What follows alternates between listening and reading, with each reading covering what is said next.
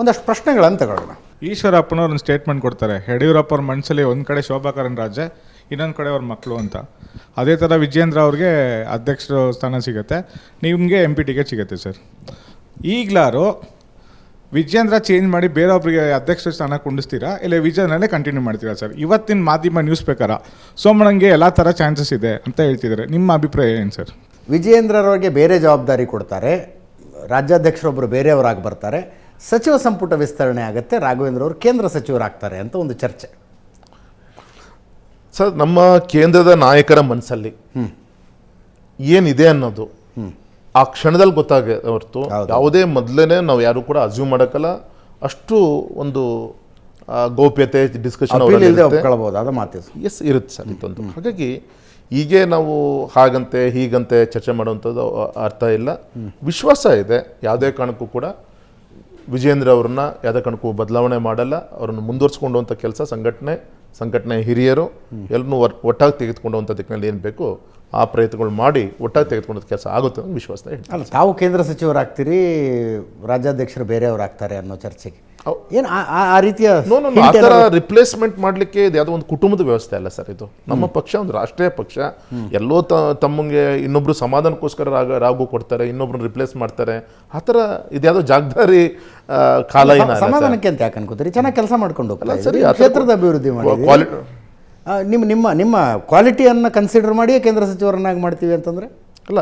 ನಾನು ಹೇಳ್ತಾ ಇರೋದು ಇನ್ನೊಬ್ರದ್ದು ಕಿತ್ಕೊಂಡು ಇನ್ನೊಬ್ರಿಗೆ ಕೊಡ್ತಾರೆ ಅಂದರೆ ವಿಜೇಂದ್ರ ರಿಪ್ಲೇಸ್ ಮಾಡಿ ರಾಘವೇಂದ್ರ ಆ ಥರ ಪ್ರಶ್ನೆ ಅದು ನನಗೇನು ಸರಿ ಅಂತ ನನಗೇನು ಅನಿಸಲ್ಲ.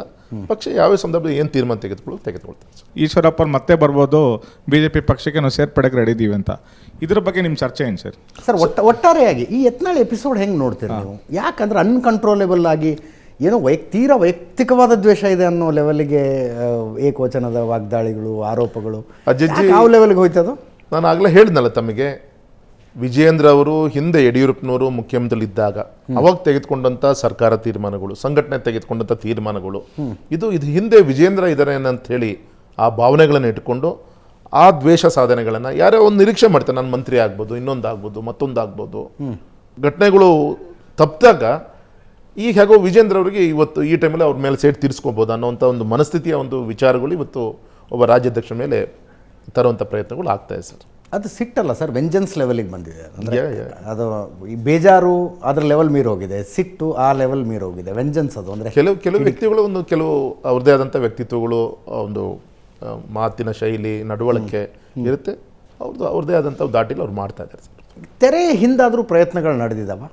ಏನು ಸಮಸ್ಯೆ, ಯಾಕೆ ಕುತ್ಕೊಂಡು ಮಾತಾಡೋಣ, ಬಗೆಹರಿಸ್ಕೊಳ್ಳೋಣ, ಈ ರೀತಿಯ ಪ್ರಯತ್ನಗಳು ನಡೆದಿದ್ದಾವ ತಮ್ಮ ಗಮನದಲ್ಲಿರುವ? 100 ನಡೆದಿದೆ. ಅದನ್ನು ಎಲ್ಲದೂ ಕೂಡ ನಾನು ಗಮನಿಸ್ತೀನಿ. ಆದರೆ ಸಂಘಟನೆ ವಿಚಾರದಲ್ಲಿ ನಾನು ಒಬ್ಬ ತಾಲೂಕು ಅಧ್ಯಕ್ಷನೂ ಕೂಡ ಅಲ್ಲ.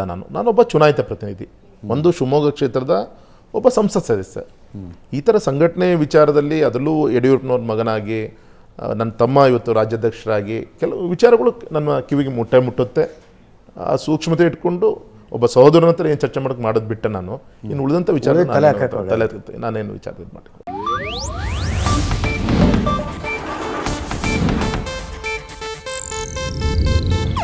ಇದು ಏಷ್ಯಾನೆಟ್ ನ್ಯೂಸ್ ನೆಟ್ವರ್ಕ್ ಪ್ರಸ್ತುತಿ.